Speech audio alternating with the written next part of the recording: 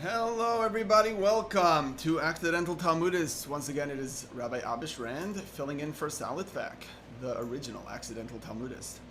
And we were just listening to Barry Weber singing Yachad about all the tribes coming together.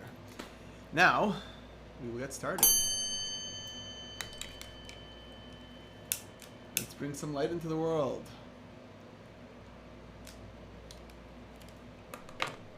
And so, especially after yesterday's intense class, this light in the world is going to be really helpful. We just uploaded pictures, labeled pictures, very good ones I might add, that will help for those who were having trouble with the visualizations yesterday. I'm sorry that we didn't have those up beforehand, but we are going to reference back to them now, so that we can give everybody a better picture, barring doing this in person. So that is what we're going to be getting to in one moment. And just before we do that, I'm going to address another question that someone asked on YouTube yesterday. Please post your questions, whether on YouTube or Facebook. We will get to them, God willing. So Gwen Strong asked, we have our backyard fenced in on two sides and the house and garage closed it in on the other two sides. But it's a wire material. The fence is a wire material, 2-inch by 4-inch spacing. Does this count as a private domain? So I'll be glad to inform you that yes, it does. And that is, there are two factors. One is that it was enclosed for the purpose of living purposes. The backyard was enclosed as part of the living space, number one. And the reason why the two sides that are wire work is actually much better than most enclosures that are made today, which we're going to get to later in today's class, that have to do with a wire spread across posts. But as far as that's concerned, yes, because when you have the chain link fence, basically those spaces, none of those spaces are more than 3 handbreadths. Therefore, we introduced the concept that we talked about yesterday of lavud, which means bringing the space together. When it's less than 3, we consider it as a closed-in space. So because you have the wires crisscrossing the entire area, basically it's as if the whole space is closed. We will touch on some aspects of that in today's class.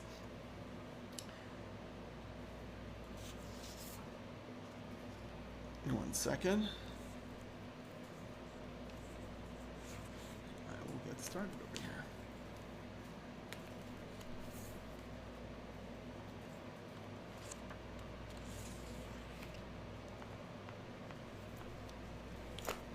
while we wait for those pictures to be available, I am. Sorry? You're on a Google Doc. Okay. Perfect. Okay. Let me see if I can address it like that. Okay, 1 second. Sorry, everybody.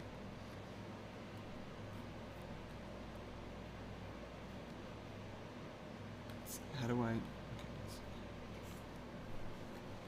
I switch back to the others so I can see that? This is back to... Okay. All right.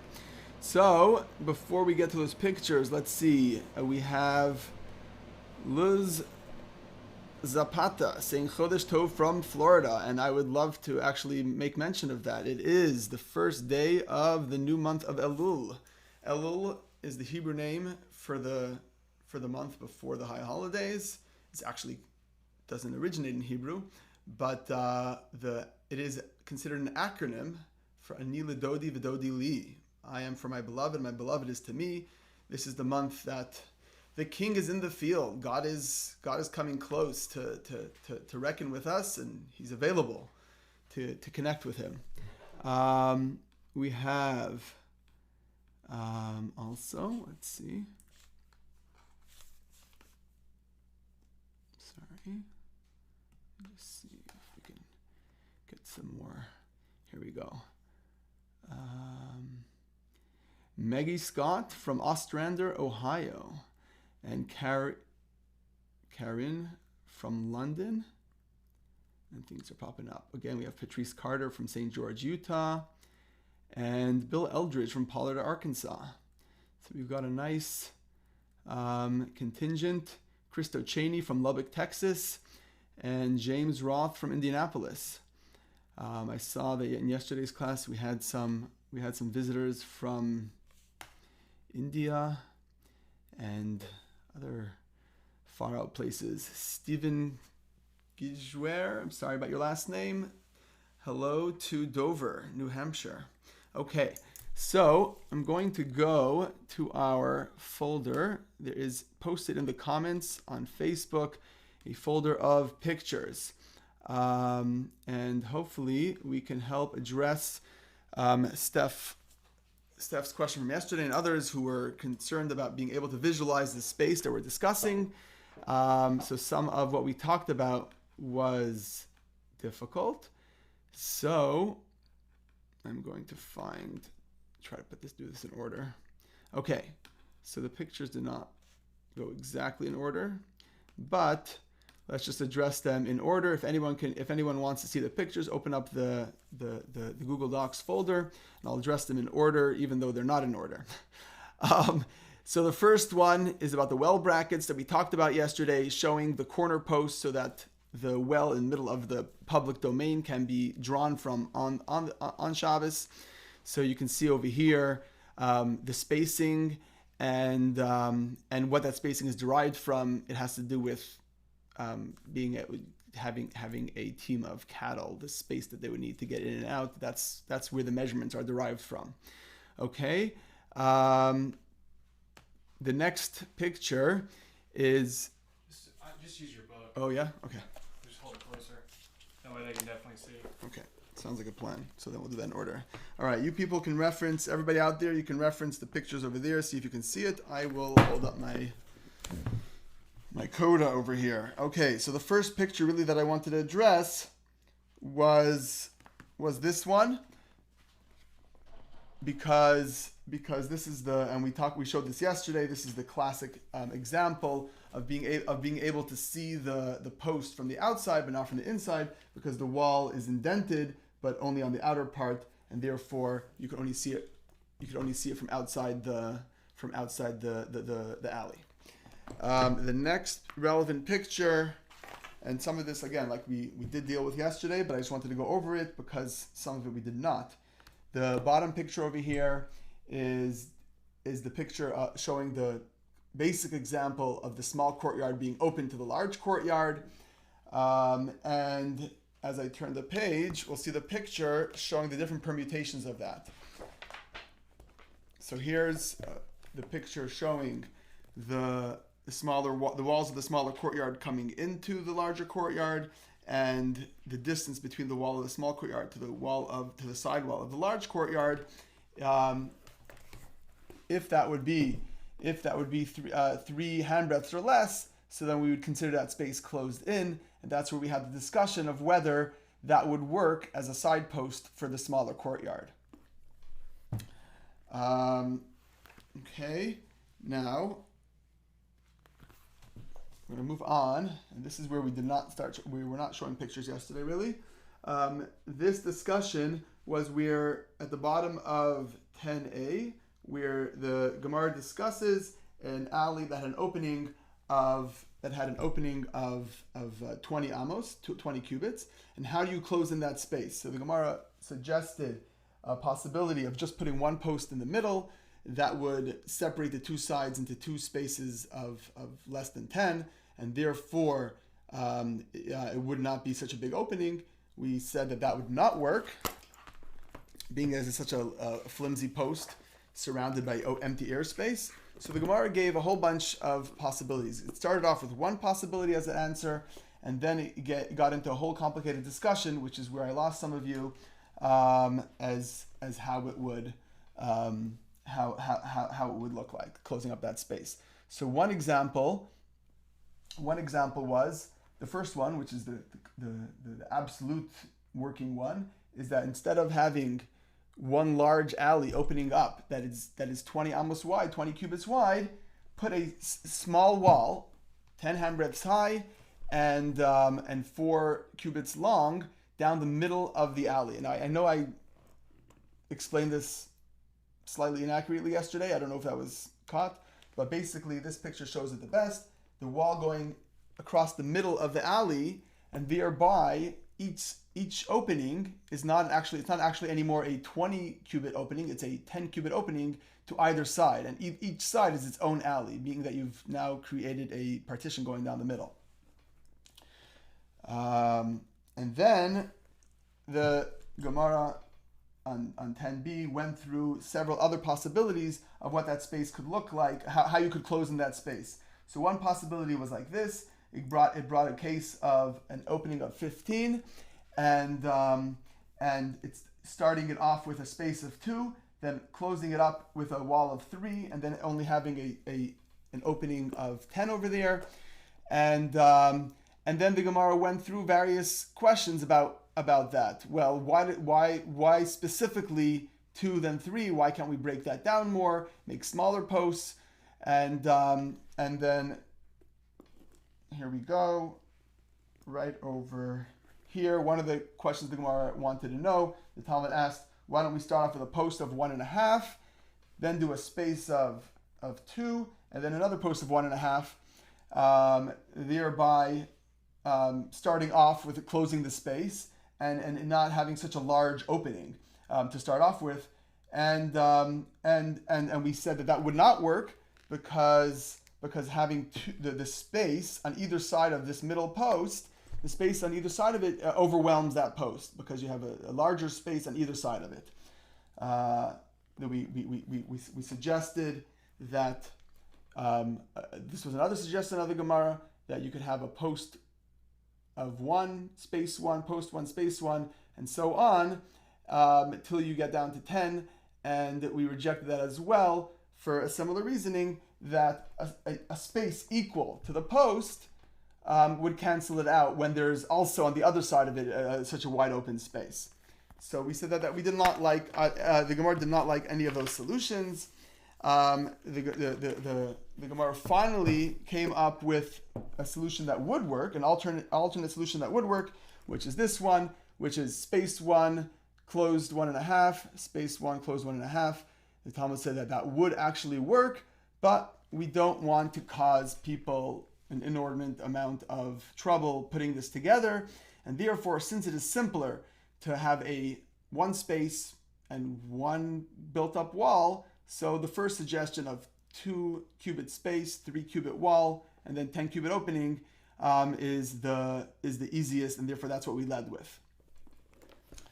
And then for those who are interested, the middle picture over here is an idealized version of what that toilet seat would look like, having that space in the middle, and the entire area over there is one hand's breadth, and so closing in that space, that would be considered a solid surface. Okay, I hope that those visuals helped clear up anything that was not sitting well. I know that we just ran through that pretty quickly, but I hope that the pictures did what I could not do verbally yesterday. Now, it is a little bit ironic for me at least, to be giving a class like this over a webcam. My specialty, in case you haven't read my bio, is hands-on learning, experiential learning, bringing things to life. The pictures hopefully did that now, but ideally we'd be doing this with models in person. Or not even models, even in real, just going out to the yard and putting it together. So, although I wish we could be doing that together, we can't right now. So we will go further, and I hope that those pictures did the job. But we will talk more about my field of expertise in a moment. I'm actually really excited to get into that. Okay, so there's another exciting thing about today, besides for it being the beginning of the month of Elul. It's actually not the first day of Elul, it's the first day of the beginning of the month, but actually the Elul number 1 is tomorrow. And that is when we start blowing the shofar. That is when we start daily blows on the shofar, which heralds the coming of the new year. And I think, God willing, tomorrow we'll talk a little bit about that. Maybe we'll blow it as well. And I want to talk a little bit about that. So let's touch back on that, because it's a whole curious thing, this idea that we blow the shofar the whole Elul, and then we stop blowing it the day before the high holidays, but the day before Rosh Hashanah, and then we blow this massive blowing on Rosh Hashanah, and why that is, and what it has to do with this with Satan and confusing him. I know that I'm talking perhaps a little bit obtusely to those of you who are not familiar with this concept, but I wanted to whet your appetites and get you interested in what we're going to talk about tomorrow, along with the daily daf. That being said, we're going to start with an idea mentioned on page 11a in Masechta Eruvin. Oh, I forgot. Sorry. Just to catch myself. The other exciting thing about today is we, God willing, will be finishing the first section of the tractate. We are about to get on side B of today's page. We are going to get to Mishnah number 2, the second Mishnah of Eruvin of the first chapter. So that will be a whole new thing. Well, not totally new. It's still the same topic, but another springboard. So we will get to there. Let's see if we'll actually start it today. In the meanwhile, like I said, on page 11a, we are introduced to a concept. So till now we've talked about having spaces that are too big to be an opening, right? We spent a lot of time yesterday about that. Having an opening to a mavoi, to an alley that is more than 10 cubits open, and that's a problem that causes it to be considered wide open, and you would not be able to use that as a private domain. That being said, we also talked about ways to correct that, and having to narrow that opening.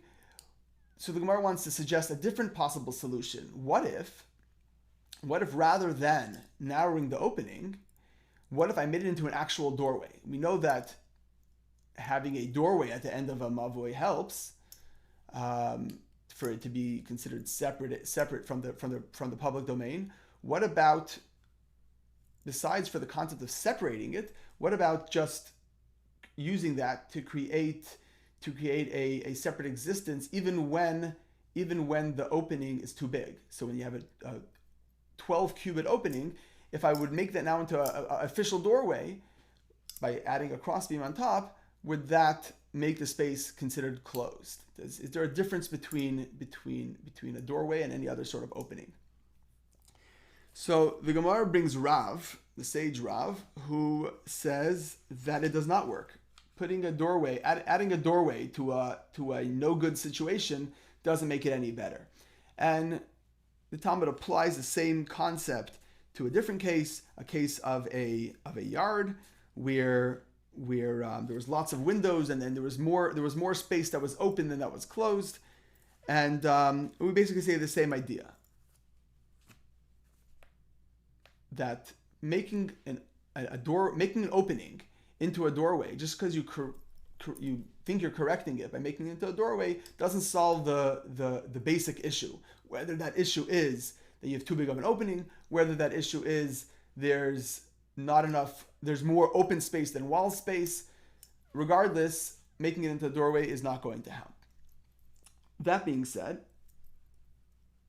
that's the basis of today, the title of today's class, the hanging gardens of Eruvin, because the Gemara then continues with this concept and brings another sage that agreed with Rav, that said the same concept, that a doorway won't save the space, and now we're about to show some more pictures because that's going to help with the envisioning of this next piece. Before I get to the picture, I'm going to give a little bit of a description. So the Talmud brings Rabbi Yochanan and says that he agreed, he had followed the same logic as Rav did, that in reference to this case about having a doorway and trying to close up the space by making it into a doorway, even though it was too big of a space. So where do we see this from? So the Gemara brings a story. Ravin bar Rav Ada, Amar Rav Yitzchak, that Ravin bar Rav Ada said over in the name of Rabbi Yitzchak that there was a story of a person who lived in Beis Charvasan, following the text based on Rashi, that the name of the place was Beis Charvasan. So it's this place in the valley of Beis Charvasan, that this fellow had a field. Now, let's take a step back to understand something about fields. This is actually what I was referring to about my field of expertise. I ran a program at one of the local high schools here in LA, where for 3 years we had a field behind the dormitories, and we planted wheat, barley, other crops, and with the intention of learning firsthand all the biblical, Talmudical, historical, religious aspects of growing your own food, and how that connected to other learning that they were doing, other parts of their studies, and just seeing the amazing miracle of the wheat coming to life and actually baking it at the end of this whole journey. Throughout this journey, several times we actually baked matzah for Passover with that wheat that we grew. So there's a concept that comes up when in the agricultural laws called kilayim. Now the rule of kilayim is used in several areas. The agrarian use of it has to do with planting two different types of seeds in the same spot. So the biblical injunction is on planting grapes and wheat together, and rabbinically that extends to planting other things together as well. We're not going to get into the nitty-gritties of it, but there are various rulings, and there's an entire tractate dealing with this, of what's considered together. When we talk about planting let's say the grapes and the wheat together, what's called together? How close does it have to be? One of those rulings is situated in our Gemara, in our Talmud, that we're discussing right now, and that's going to come up in a moment. Which is that when you have a wall, let's say you have your field, and there's a wall going down it, and then comes your neighbor's field. So being that there's a wall, normally you would need a distance between the wheat growing and the grapes growing. Biblically, that's, I should have checked this up, but if I remember correctly, biblically that's 6 handbreadths. Rabbinically, that is, I'm not even going to say because I'm not remembering the exact figure right now, but in my head I have the number 3 cubits. but I don't remember if that's correct. Anyway, we can get back to that. The bottom line is that it needs to be separate. There has to be some sort of defining line in between them. There are other ways for there to be a defining line. The first one that I just mentioned is having enough space between them, that it's obviously clear that they're two separate areas of growing. The way around that, if you will, is if there's a fence going down the field, so you can plant your crop right up into the fence on your side, right up into the wall fence on your side, and then the other person can plant his crop right up into the wall on the other side. And that is because there's a clear delineation, a clear demarcation between the two crops. There are other solutions. One that I almost would not have been able to believe had or picture, that's the issue that we're having right now, the visuals. Had it not happened in our field, I realize I just opened up a can of worms because I'm not showing you a picture of this. But suffice it to say that going through the experience of actually planting and growing things was transformational. For that reason alone, that we were seeing things that you can't really picture otherwise. And that example was where the rows are growing at different angles. So if you have your wheat growing this way, and then you plant a different crop going a different direction, meeting at odd angles to each other, like having, let's say the example, barley and wheat, you can't be growing them together. So, but if they're growing at altering angles, then so it's obvious that you're looking at two separate things. So even though they're coming together at some point closer than the predicated distance, you would be allowed to grow them like that. Now, what we're going to discuss today is this concept of having a wall in between. So this fellow that we just quoted, the story that happened in Beis Charvasan, so he came up with a novel idea how he can separate his vineyard from the other crops around it. What he did was he took 4 posts, hammered them into the ground at regular intervals in a square, and here, let me show you the picture. That's going to help us now.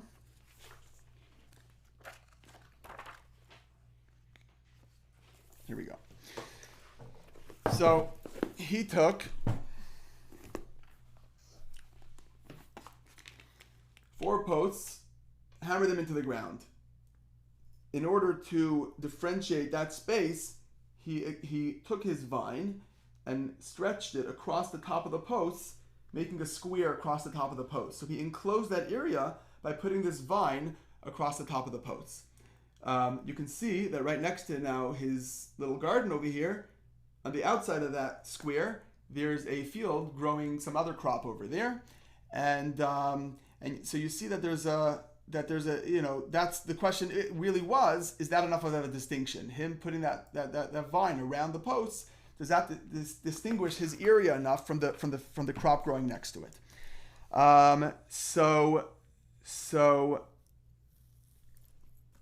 And the Gemara says that the rabbis over there, when they got wind of what he did to separate the two plots, they actually approved. They approved of his solution. So then the Gemara brings a disagreement in where did they approve of his solution, and we bring an argument between Reish Lakish and Rabbi Yochanan. Now, throughout the Talmud, I don't know if this has come up yet, in the regular classes with Sal, but throughout the Talmud, Reish Lakish and Rabbi Yochanan, just an aside over here, they regularly, you'll find them arguing with each other. They had this unique relationship with each other. They actually ended up being brothers-in-law. Reish Lakish started off his life as a bandit, a highway bandit, and in a famous story, Rabbi Yochanan met up with him and said to him, before he said to him, he saw him jump over a river. There was this flowing river in front of them, huge space in between one bank to the other, and he saw Reish Lakish come and jump over the river from one bank to the other. And Rabbi Yochanan saw this, knowing he was a bandit, and he said, "Chelech le'araisa, your strength should go for Torah. A person with such strength, can use it for better things than what you're using it for." And so Reish Lakish said that, okay, I'm intrigued. I'm willing to accept it upon myself. And part of the deal actually was that Rabbi Yochanan told him, this is where it gets more interesting. Rabbi Yochanan told him that he has a sister. Rabbi Yochanan was known for being extremely beautiful, a very handsome individual. And he told Reish Lakish that his sister was a beautiful persona as well, and if he uses his strength for Torah, to use it in the correct way, in the righteous way, then he'll be happy to set them up. And Reish Lakish accepted it upon himself, eventually becoming one of the greatest sages in Jewish history. But the end of that story, or at least for the moment, was even more interesting, which was once Reish Lakish agreed that he was accepting the responsibility of Torah, accepting the responsibility of following God's word, now he had to get back to the other side of the river, right? He was stuck on the wrong bank. He tried jumping over, and this time he didn't make it. And the Talmud discusses over there that taking on this awesome new responsibility he kind of diverted that strength that he had that enabled him to jump across the river was now diverted to be used for this holier undertaking, and he no longer had extras for just jumping rivers. Anyway, that was a little story about the people that we're discussing over here, or who are ruling for us over here. That being said, Reish Lakish applied that ruling, that the rabbis allowed this person to enclose his plot of land with his vine. Reish Lakish says that applies both by kilayim, both by different plantings, and by Shabbos. That the same thing would apply for Shabbos if you were trying to enclose an area. If you had, if you extended a vine around the area, that would work as well. And Rabbi Yochanan, though, says no. The rabbis only permitted this setup of this vine going around the posts. They only permitted that in that specific situation of kilayim, and they did not extend the same leniency when it comes to the laws of Shabbos. Now, the only question that we're left with is where was that said? Now, meaning, because we're trying to prove from here that Rabbi Yochanan agreed with Rav that making a space of more than 10 into a doorway does not help the situation. So now we're going to apply this case of spreading the vine around the posts to the creating a doorway situation. How so? So the Gemara says that what's the case over here? How did it look like? So now we're going to go back to the picture, and I'm going to show you another picture, a very similar picture to the first one. This is the first one, that the vine was spread across the top of the posts, and that's what enclosed the area. Says the Talmud, what about if I put the vine around the posts, but at a lower point on the posts, not across the top of them? Does that work in the same way? Does that work in the same manner? Or when we said that it works, it only works if you put it across the top. So the Talmud says, well, obviously it can't be that you strung it around the side, because we know from Rav Chisda, another Talmud era rabbi, that a doorway only works if the side posts are directly under the crossbeam. The crossbeam has to be over the side posts. So if you're putting the vine around the middle of the posts, then obviously you don't have a crossbeam going over the top. So that couldn't work. If so, that it's going across that it has to be that it's going across the top. Well, how far apart? Now we want to establish. Well, how far apart were those posts? In that story, with this fellow putting the vine, how far apart were those posts? If they were only 10 cubits apart, then why would Rabbi Yochanan have a problem with that? He shouldn't have a problem with that. That's a basic opening. It's a right. That's the or basic or maximum opening. Why should that cancel it out? Why should that be a problem? So must be we're talking about a space that's larger. It's wider than 10. You're extending the vine above the top, so you have a proper doorway. Yet we still find Rabbi Yochanan saying that will not work for Shabbos. That will not, even though you have a doorway, it still does not make it into a closed area because it is over 10. That is what the Talmud tries to prove from here. And then we sort of discard that proof by saying no, because it's not so clear that everyone agrees to this statement of Rav Chisda that the crossbeam can't be on the side of the two side posts. Being that it's not conclusive, perhaps what they're arguing about is when the crossbeam is on the side, and is that good enough? So in other words, the argument would be Reish Lakish disagrees with Rav Chisda and is of the opinion that a crossbeam can be on the side of the side post, doesn't have to go over the top. And Rabbi Yochanan agrees with Rav Chisda that the crossbeam needs to be over the top, and being in that case in Beis Charvasan, the crossbeam was on the side, meaning the vine was going around the side. That was not a good enough distinction as far as the laws of Shabbos, even though we would differentiate that area, we would distinguish that area when it comes to having separate plots of land and thereby allowing that fellow to plant different things on the two sides of that barrier. Now, we are not done with interesting stories for today. The next one is way more interesting. So we'll get there shortly. The next thing we're going to discuss on 11b, the Gemara brings several rulings, just general rulings that I wanted to point out that have to do with doorways. This concept of making a doorway to close up a space. So we go back to the first ruling is Rav Chisda, the one that we just quoted, that when you create a doorway to close a space, it's not a doorway if the top post, if the crossbeam is on the side of it. Doesn't work. Number two, the doorway, for it to be considered a valid doorway, has to be strong enough.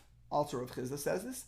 That doorway has to be strong enough for the lightest of doors to be attached to it. You can't just put some straw hanging and say, okay, I have a doorway over here. It has to be that if I would make a doorway out of the lightest material, the Gemara says straw, and I hung it up over there from that doorpost, it would actually remain there. It doesn't actually have to have the door on the doorpost, but it has to be strong enough that a door, no matter how flimsy, can be held over there. And the third thing the Gemara brings is another qualification for this doorway, is that there has to be a hekert seer, which means a pivot hole. So doors then perhaps did not have hinges; they had pegs attached to the top and bottom of the door, going into the lintel, a peg that the door revolved on. So the idea being that there has to be something there showing, even if there's no actual door on this doorpost, but there has to be something there showing that there is such an intention. So that is the third ruling the Gemara brings, that this doorway would have to have some sort of post hole or hinge attached to it, showing that you at least hypothetically would put a door onto that doorpost.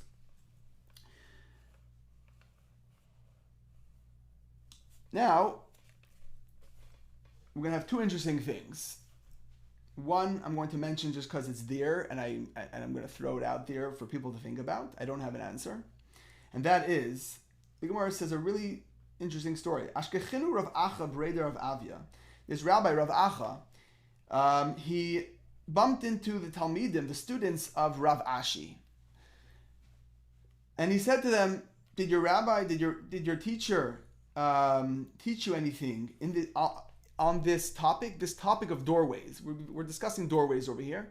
He met Rabbi Ashi's students, and he said, "Hey, did you students, did you learn anything from your master, from your Rebbe? Did you learn anything from him about on this topic that of doorways?"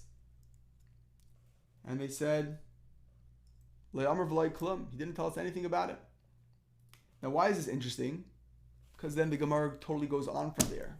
Where did this come in? I have no idea. The only thing I can think of, and I'm open to suggestions from the outside world, everybody out there, but the only thing I can think of is I have noticed that Rav Ashi has come up several times in the discussions so far in this tractate, and coming up as well. And perhaps he was known to be some sort of expert, and that's why we're mentioning this. But it boggles my mind that the Gemara found it relevant to put this in over here. We're talking about various laws of this doorway, and then this random rabbi who we haven't been talking about right now bumps into the students of this other rabbi and says, "Hey, did you learn anything about these doorways?" And they say no. And then it's like, okay, let's leave it at that. So that's what's bothering me for today. I have not yet found anyone discussing it. And then after that, the Gemara brings another really interesting story. Interesting in a different way.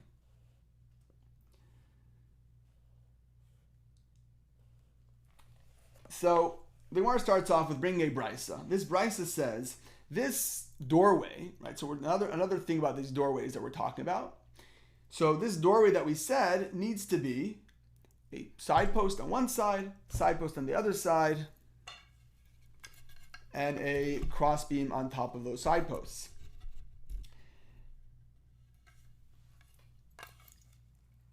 The only question is, the Gemara leaves off with a question though. Does this crossbeam, the crossbeam across the top, does that have to be touching the side post, resting on top of it? We already established, at least according to Rav Chisda, that the crossbeam has to be going over the side post. And it seems that this statement that we're bringing now as well says that you have to have two side posts and a crossbeam on top of them.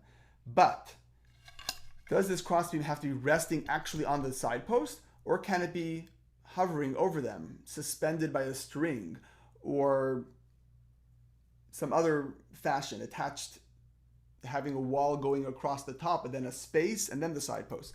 Some way that the side posts are not connecting to this crossbeam. So that is the question the Gemara asks. And the Gemara says, there we have once again, a disagreement. Rabbi Nachman says, they do not have to touch. The crossbeam does not have to touch the side posts. Rabbi Sheishes says it does have to touch. The side posts do have to touch to the crossbeam. So the Gemara says a story. What happened? Rav Nachman, who was very close to the Reish Galusa. The Reish Galusa was the exilarch, basically the Jewish leader who the non-Jews, the Romans or whoever was in charge at the time, put in charge, basically appointed as the head rabbi or head Jew in charge of the Jews in the area.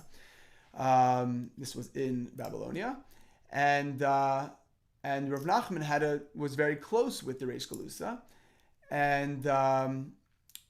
and he went to the home, to the palace, if you will, of this Jewish leader, and he created in the barriers around the house, when he was in the design, he installed doorways that fit with his opinion. And what was his opinion? Rabbi Nachman said that the crossbeam does not have to touch the side posts, and that is how he designed the courtyard by the Reish Galuta's house.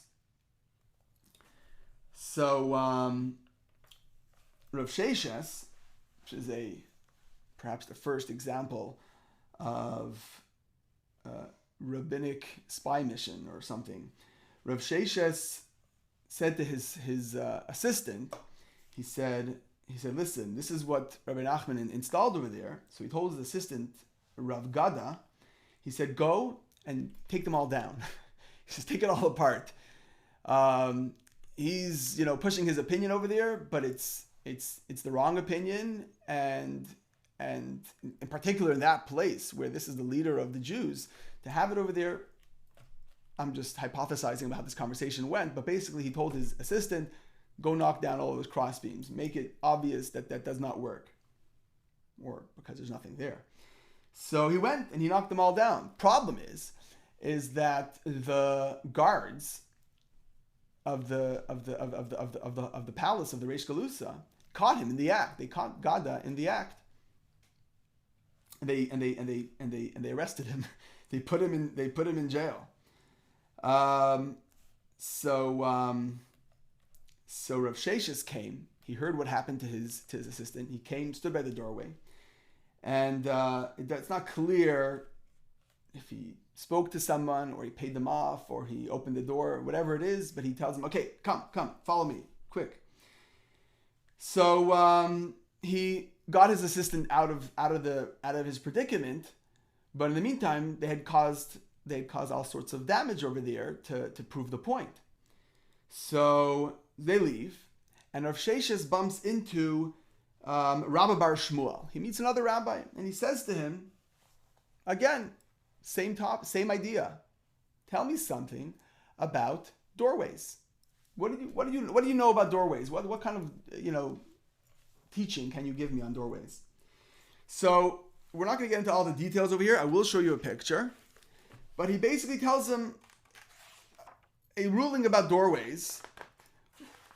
We know that a doorway to a home, and any doorways in the home of a Jewish home, we put a mezuzah on. Put a little piece of parchment, usually inside a little box.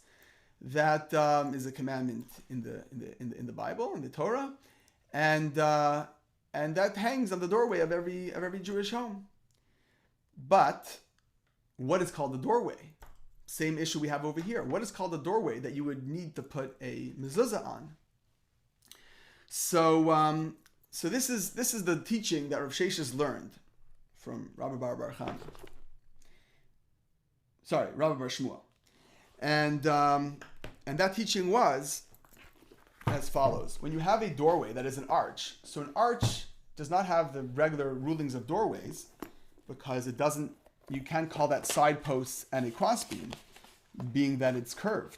But he basically told him a ruling that if you have enough of a sidepost in that opening with an arched top, that there's a straightaway for the minimal amount, which would be 10 handbreadths, and then the width of the arch is at least 4 handbreadths, that would be considered a good doorway, and it would require a mezuzah on the side.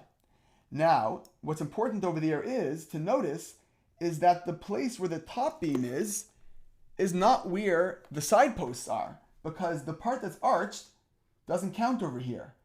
We view the crossbeam as being up here where it's solid, and we sort of pretend that it's carved out up until there. But it's not actually, which means that the crossbeam is up here and the side posts are down here. So here's Rav Sheishes coming back from this guerrilla mission to take out the Reish Galusa's house.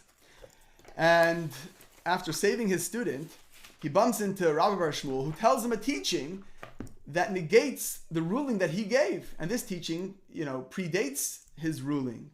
So he kind of has to accept that. And Rav Sheishes, who feels himself in a little bit of a sticky position, he says to Rabbi Bar Shmuel, listen, do me a favor. If you meet anybody from the household of the Reish Galusa, if you meet anybody, right, from the prince's house, please don't tell them anything about this. Don't tell them anything you just told me about doorways with arches, because if you mention that ruling to them, then I'm going to have egg on my face. I think Rashi points out what he meant was not to hide it. He said, I'd rather on my own time be the one to bring this to them so I can do it in a respectful manner and not have to eat crow. So that is the other interesting story that I wanted to share, which the Talmud wanted to share. And I see that our time is really up. I want to leave some time for some questions. So fasten your seatbelts for tomorrow, because we will be starting tomorrow with a brand new Mishnah, Mishnah number 2 of the first parak of Eruvin. Now to your questions.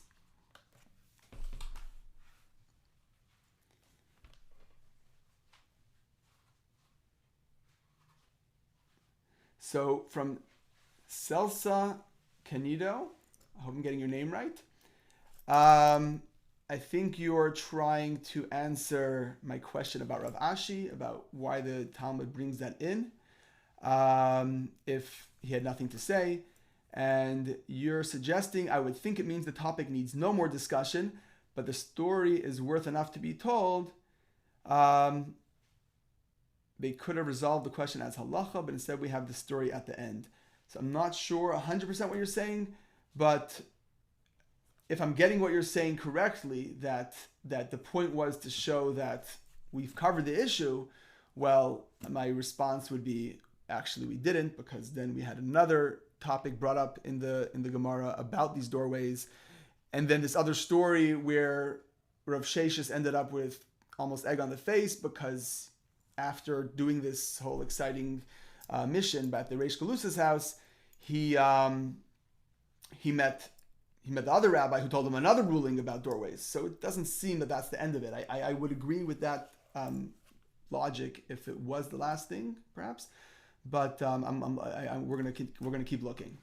And Buckthorn Studios says, "Is this Rav Ashi the same Talmud Bavli editor?" Okay, yes, that is a good point. Ravina and Rav Ashi, those are the two rabbis who edited the basic form of the Talmud, the Babylonian Talmud. So perhaps he wanted to show that he was trying to be thorough in searching out, interviewing opinions on this tough section. That's a very good hypothesis.